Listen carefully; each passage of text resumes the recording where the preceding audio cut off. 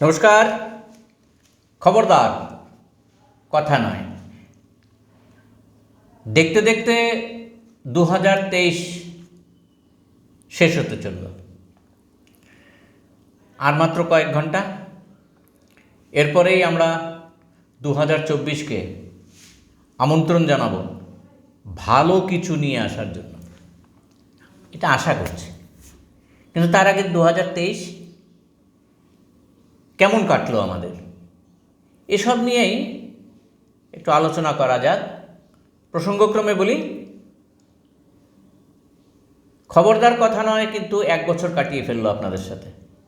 নানাভাবে বিভিন্ন ধরনের আলোচনায় আপনাদের সামনে আমরা এসেছি। আপনাদের কাছ থেকেও জানবো কোনো সময় কেমন লাগলো, আমরা নির্দিষ্ট দিশায় এগোতে পারছি কিনা। আজকে 2023 শেষ প্রহর গণনা শুরু হয়ে গিয়েছে। আমরা যখন এটা প্রচার করব, আপনাদের কাছে পৌঁছব, তখন আর হয়তো কয়েক ঘন্টা বাকি থাকবে। সেই নিয়েই আজকে কিছু কথা বলবো। সাহিত্যিক বলুন, শিক্ষিকা বলুন, এ রাজ্যের সাহিত্য জায়গাটা যেখানে, সংস্কৃতির অঙ্গন যেখানে, যার দৃঢ় পদচারণা রয়েছে, শ্রীমতী অলকানন্দা চৌধুরী আমার পাশেই বসেছেন, অনেকবার আপনাদের সামনে এসেছেন, নানা কথা বলেছেন, আমরা সমৃদ্ধ হয়েছি। অলকাদি, সরাসরি চলে যাই, এত কয়েক ঘন্টা। হ্যাঁ, নতুন বছরে আমরা পা রাখবো। কেমন কাটলো আপনার 2023? আপনার এই প্রশ্নটা মানে 2023 কেমন কাটলো, এটা কিন্তু এক কথায় উত্তর দেওয়া যায় না। তো আমি শুরু করতে চাই এইভাবে যে একটা বছর শেষ হয়ে গেছে, একেবারেই অন্তিম লগ্নে আমরা উপস্থিত, এবং আরেকটি বছর আসছে, সুনিশ্চিতভাবেই আসছে। তার জন্য আমরা মনে মনে একটা প্রস্তুতি নিচ্ছি। এরকম একটা সংবেদনশীল সময়, যখন আমাদের মধ্যে কিছু অতীত স্মৃতি কথা মনে জেগে ওঠে।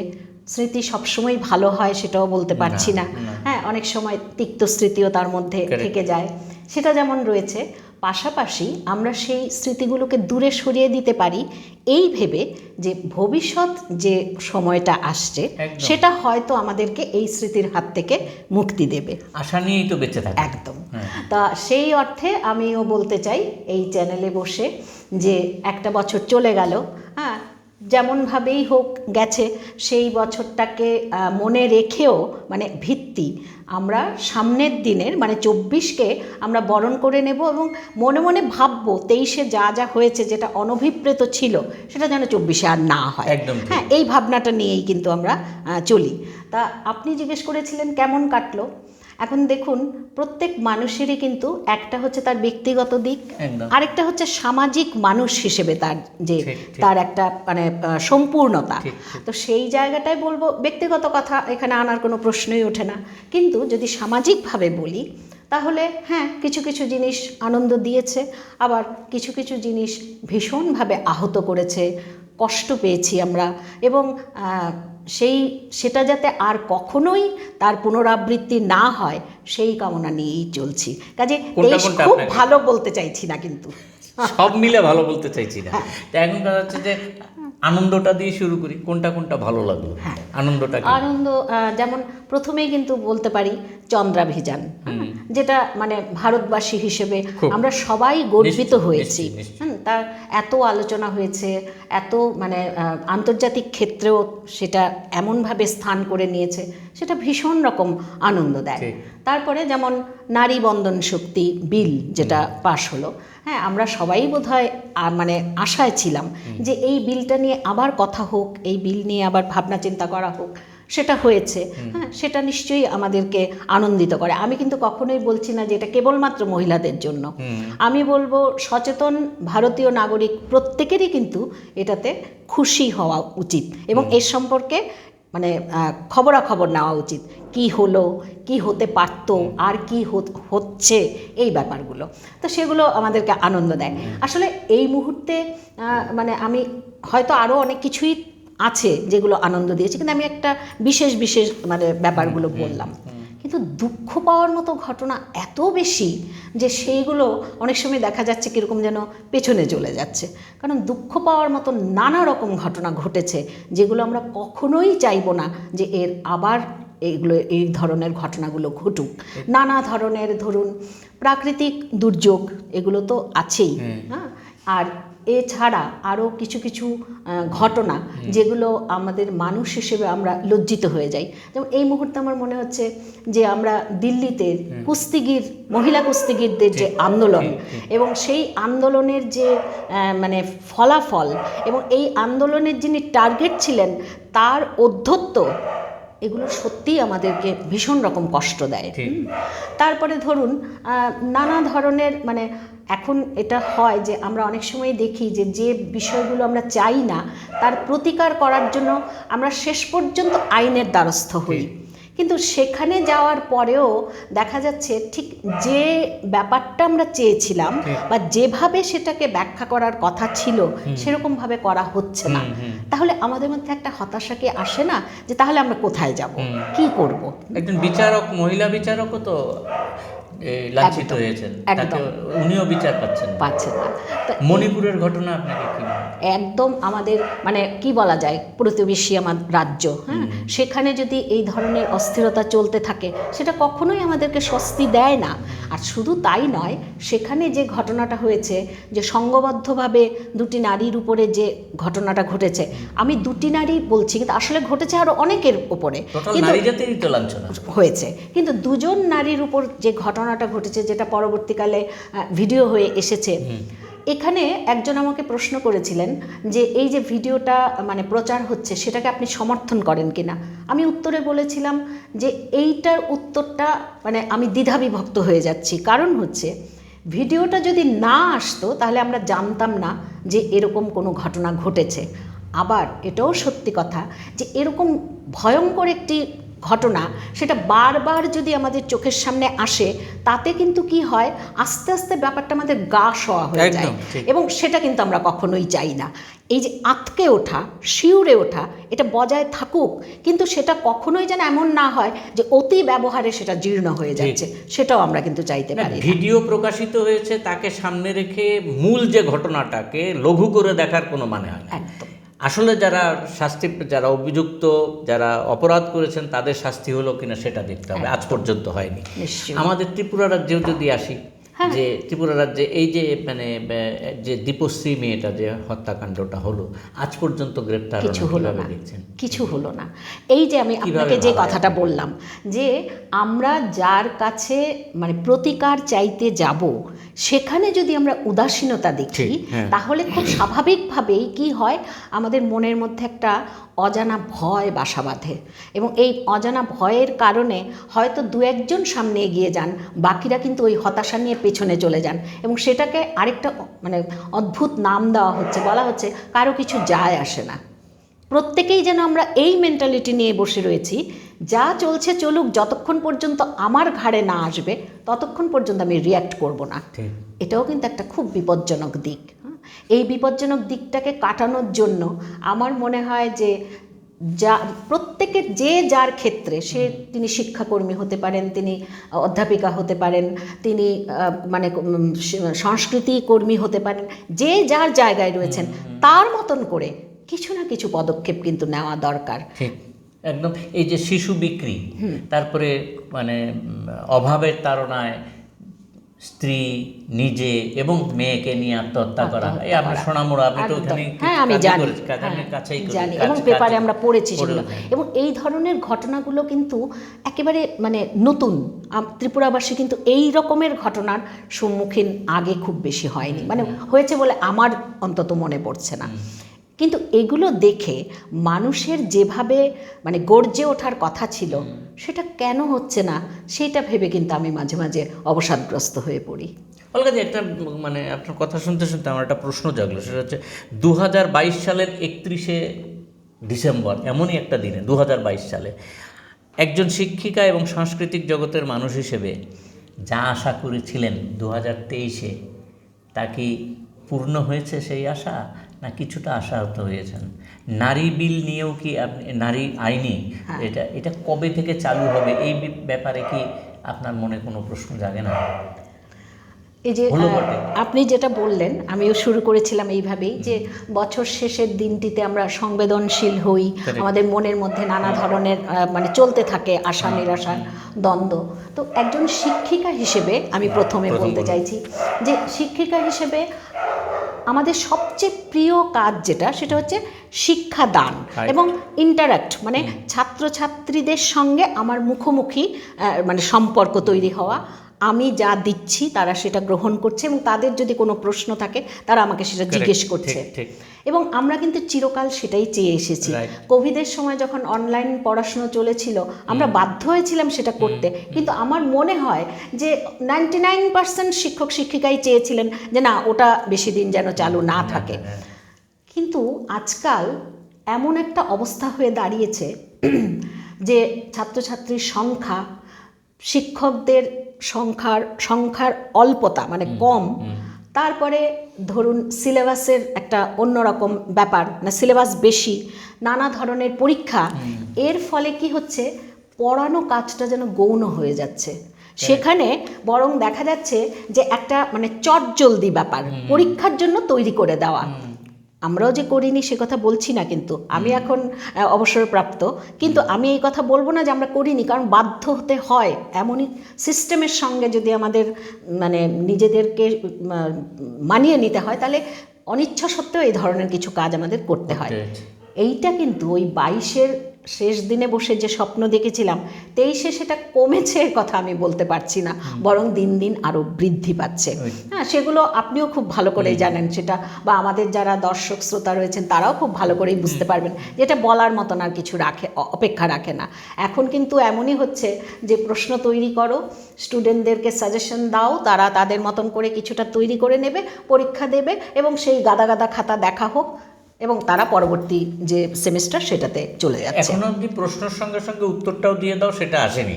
কিন্তু এনইপি, নিউ এডুকেশন পলিসি নিয়ে তো একটা অনেক ঢাকঢোল পেটানো হলো। একদম। আপনি তো 23-এ এনইপি পেয়েছেন, একদম। কি মনে হচ্ছে আপনার? সেটাই বললাম যে খুব অল্প দিন পেয়েছিলাম আমি, ক্লাস শুরু হয়েছে কিন্তু তখনই আবার আমরা খাতা দেখতে ইউনিভার্সিটিতে চলে এসেছি। আমি একটা কথাই বলবো যে এনইপির যে গুণগুলোর কথা, মানে এটাতে এই ব্যাপারগুলো আছে, যে গুণগুলোর কথা বলা হয়েছে, আমরা দেখতে পাচ্ছি যখন সেটাকে মানে ইমপ্লিমেন্ট হলো, তখন দেখা যাচ্ছে সেই গুণগুলোকেই বাদ দিতে হয়েছে, বাধ্য হয়েছে। হ্যাঁ, তার জন্য ইনফ্রাস্ট্রাকচার ভীষণভাবে দায়ী।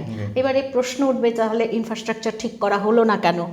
সেটা তো সরকারি নীতি, সেটা আমরা কিছু বলতে পারবো না, কিন্তু এর জন্য ভুগছে শিক্ষক সমাজ এবং শিক্ষার্থীরা। আমি একদম সংক্ষেপে আমি সেই কথাটা বলতে চাইছি। এইবারে আসি, আপনি যেটা বললেন সাংস্কৃতিক জগৎটা।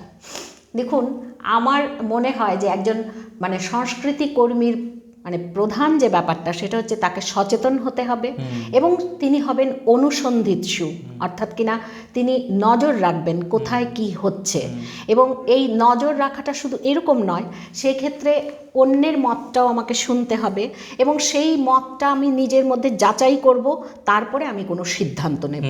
এটাই মানে হওয়া উচিত। এখন খুব মানে কবির কথা ধার করে যদি বলি, যে একজন সংস্কৃতি কর্মীর কিন্তু এই অধিকার আছে যে তিনি আঙুল উঁচিয়ে বলতে পারেন, রাজা তোর কাপড় কোথায়। কিন্তু হচ্ছে না, সেটা আমরা দেখতে পাচ্ছি এত কম যে সেটা গণনার মধ্যেই আসছে না। কিন্তু এই প্রসঙ্গে আমি বলতে চাইছি, মানে আপনি যদি বলেন তাহলে আমি একটা জিনিস বলতে চাইছি, সেটা হচ্ছে কি, যে এই যে 2023 শেষ হয়ে গেল, 2023-এর অনেক রকম পরিচয়, হ্যাঁ, যেমন 2023 মানে সবচেয়ে উষ্ণতম বছর, হ্যাঁ, আমরা সেটা নিয়ে প্রচুর আলোচনা দেখছি। ঠিক একইভাবে এই 23-এর আরেকটা পরিচয় হচ্ছে যে সুকুমার রায়ের লেখা আবোল তাবোল। আবোল তাবোল, Correct. তার 100 বছর হয়েছে। হ্যাঁ। এবারে দেখুন আবোল তাবোল এমনই একটা মানে বই যেটা মানে বড় থেকে ছোট যে কোনো বয়সের মানুষকে কিন্তু আকর্ষণ করে। ঠিক, একদম। এবং মানে আমরা সবসময় ছোটদের হাতে বইটা তুলে দিয়েছি, একদম। হ্যাঁ, এবং ছোটরা সেটা মানে একটা অদ্ভুত ছন্দ নিয়ে সেই কবিতাগুলো পড়ছে, তার মধ্যে এমন এমন সব ব্যাপার থাকছে, ছোটরা যেমন খুশি হচ্ছে আমরাও খুশি হচ্ছি। ইঙ্গিতও আছে একটা। হ্যাঁ, কিন্তু এর ভেতরে সুকুমার রায় যে কাজটা করতে চেয়েছিলেন, যে ধরুন সরাসরি সংঘাতে না গিয়েও ত্রুটি বিচ্যুতিগুলো তিনি যেভাবে ধরাতে চেয়েছিলেন, সেইটা কিন্তু দীর্ঘদিন আমরা অবহেলা করে গেছি। একদম। কিন্তু আজকাল এই ব্যাপারটা হচ্ছে যে এটা নিয়ে আলোচনা চলছে এবং কিরকম? নানা রকমভাবে ব্যাখ্যা করার চেষ্টা হ্যাঁ। হচ্ছে। যেমন? যেমন ধরুন আমি বলি যে সুকুমার রায় ঔপনিবেশিক শাসনে তিনি ছিলেন এবং তিনি দেখেছেন তখন কি কাশ্মীরে, হচ্ছে না না হ্যাঁ, হচ্ছে, একদম। সেই ব্যাপারগুলো তিনি দেখেছেন। আইন কিভাবে মানে সাধারণ মানুষকে আইন সাহায্য না করে তাকে বিপদে ফেলে দিচ্ছে, এই ব্যাপারগুলো তিনি দেখেছিলেন। একদম। এবং কি সাবলীল ভাষায় তিনি তার কবিতার মধ্যে সেগুলোকে প্রকাশ করেছেন। এবারে আমি যদি আবোল তাবোলের 3টা কবিতার কথা বলি, একটা হচ্ছে বোম্বাগড়ের রাজা, আরেকটা হচ্ছে কুমড়ো পটাশ, আর আরেকটা হচ্ছে 21 আইন। এগুলো ভীষণ পরিচিত কবিতা, হ্যাঁ, তো সেগুলো 21 আইন তো বাচ্চারা, সাংঘাতিক। হ্যাঁ, বাচ্চারা পড়ে। তো সেখানে কিন্তু একটা দেখা যাচ্ছে যে বোম্বাগড়ের রাজা সে ছবির ফ্রেমে বাঁধিয়ে রাখে আমসত্ত্ব খাজা, বা সে সিংহাসনে ঝুলিয়ে রাখে বোতল শিশি। এই যে আশ্চর্যজনক ব্যাপারগুলো, বা তারপরে আবার লাইন আসছে যে কুমড়ো দিয়ে ক্রিকেট খেলে কেন রাজার পিসি। আচ্ছা, এবারে আমাদের কি মনে হবে যে মজা করার জন্য তিনি সেটা করেছেন, কিন্তু যদি আমরা ভাবি অন্যভাবে, যে তাহলে শাসক কি এরকম যে যিনি কিনা তিনি যা খুশি তা করবেন, তা নিয়ে কারোর কোনো প্রশ্ন থাকবে না, অর্থাৎ তিনি যেটা করছেন সেটাই নিয়ম। আবার রাজাকে ঘিরে একটা সমাজ তৈরি হয়, মানে রাজার পারিষদবর্গ, তারাও তখন যা খুশি করার অধিকার পেয়ে যান, এবং সেখানে রাজার পিসি এই কাজটা করছেন, সেটার বর্ণনাও কিন্তু তার মধ্যে রয়ে গেছে। এখানেই শেষ নয়, এরপরে যদি আমরা আসি কুমড়ো পটাশ প্রসঙ্গে, কুমড়ো পটাশকে আমরা দেখতে পাই যে ক্ষমতা যেন তখন অতিকায় একটা স্ফীত মানে কলেবর সে ধারণ করেছে। এবং সেইখানে এরকম আছে আর কি, যদি কুমড়ো পটাশ হাসে, হ্যাঁ, তাহলে বাকিদের কি করতে হবে, নির্দেশ, তাকে ঝাপসা গলায় ফার্সি গাইতে হবে, একটি পায়ে দাঁড়িয়ে থাকতে হবে রান্নাঘরের পেছনে। এগুলো মজা, কিন্তু ভাবুন তো আসলে কি তাই হচ্ছে না, যে রাজা চেয়েছেন অতএব তোমাকে এই কাজ 100 বছর আগের ভাবনা, কিন্তু একদম এটা ভাবতে হবে। এইটাই মানে আমি বলতে চাইছি, এরপরে আসছি আমি প্রসঙ্গটাতে, যে তিনি এত সুন্দর করে বললেন যে দেখা যাচ্ছে যে প্রথমে বোম্বাগড়ের রাজা নিজে এবং তার পারিষদবর্গকে যা করার মানে করলেন, এরপরেই ক্ষমতা যখন মানে একেবারে অনেক ওপরে উঠে গেল, তখন তিনি কি করলেন, নির্দেশ দিচ্ছেন আমার অনুযায়ী তোমাকে চলতে হবে, আমি যা বলবো তাই তোমাকে শুনতে হবে। এবং কুমড়ো পটাশকে দিয়ে আমরা সেটা দেখতে পেলাম। তার মানে বোম্বাগড়ের রাজা এখন কুমড়ো পটাশ হয়েছেন। এরপরে যখন আসে তখন 21 আইন। সেটা কীরকম, যে 21 আইন চলতে গিয়ে যদি এদিকে ওদিক তাকাও তাহলে কিন্তু খবর যাবে রাজার কাছে, পল্টনেরা লাফিয়ে ওঠে।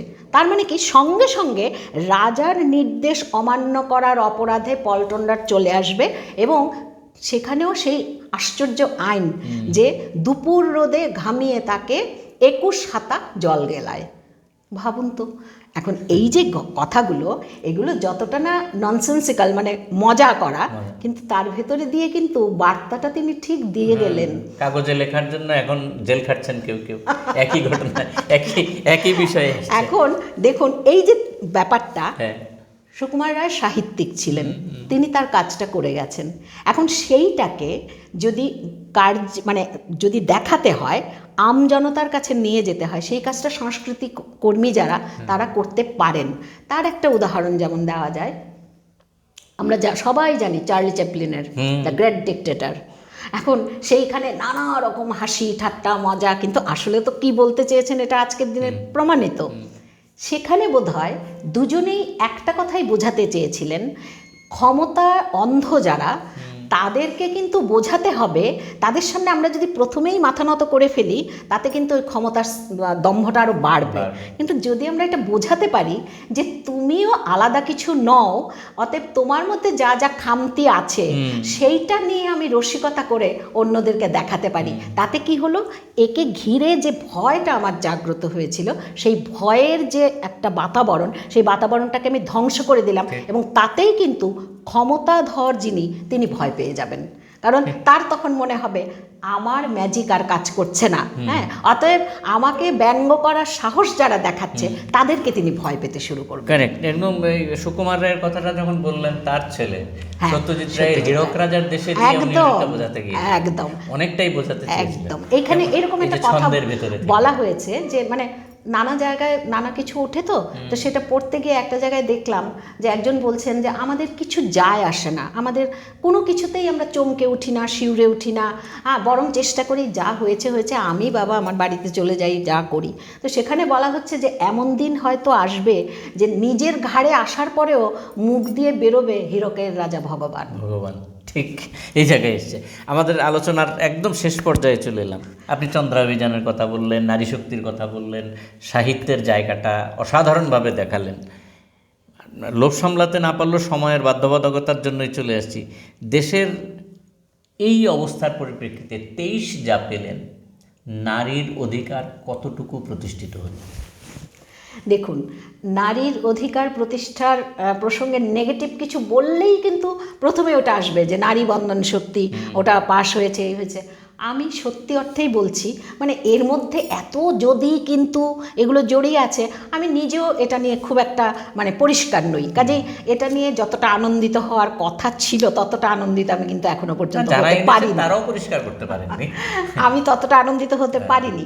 এবারে আমি একটা কথা বলি, আপনি বললেন তো যে অধিকারের প্রশ্ন, দুটো মানে উদাহরণ আমি দেব। একটা উদাহরণ হচ্ছে কর্ণাটকে একটা গ্রামে একটি ছেলে একটি মেয়ে, তারা পরস্পরের প্রেমের সম্পর্ক, কিন্তু মেয়েটির বাড়ির লোকেরা সেটা মানতে পারেনি, সেই জন্য মানে তারা জোর করে অন্য জায়গায় তাকে বিয়ে দিচ্ছিল। মেয়েটি ছেলেটির হাত ধরে পালিয়ে যায়। তখন মেয়ের বাড়ির লোকেরা ছেলেটির মাকে নগ্ন করে পুরো গ্রাম ঘুরিয়ে তারপরে একটা খুঁটির মধ্যে তাকে বেঁধে রাখে। এইটা যখন কোর্টে গেল তখন কিন্তু কোর্ট থেকে এই মন্তব্যটা করা হয়েছিল একটি কবিতার প্রসঙ্গ নিয়ে। পুষ্যমিত্র বলে একজন, তিনি শুনো দ্রৌপদী এই নামে একটি কবিতা লিখেছিলেন, যেখানে বক্তব্য ছিল এই যে দ্রৌপদীকে বাঁচানোর জন্য কোনো কৃষ্ণ আর আসবে না, অতএব দ্রৌপদী তোমাকে নিজেকেই অস্ত্র ধারণ করতে হবে।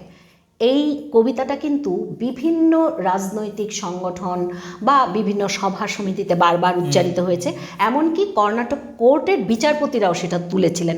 কেন তুলেছেন? তারা বলেছেন যে আমাদের একটাই প্রশ্ন, যে একটা গ্রামের মধ্যে এত বড় একটা ঘটনা ঘটে গেল, গ্রামবাসীরা কোথায় ছিলেন? একজনও কি পারলেন না এই মহিলার মানে পক্ষে দাঁড়ানো বা এর প্রতিবাদ করা? এখন পুষ্যমিত্র কিন্তু একটু বিরক্ত হয়েছিলেন, তিনি বলেছিলেন আমি কবিতা রচনা করেছি সাহিত্য সৃষ্টির জন্য, এটা কোনো রাজনৈতিক হাতিয়ার হোক, আমি এটা চাই না।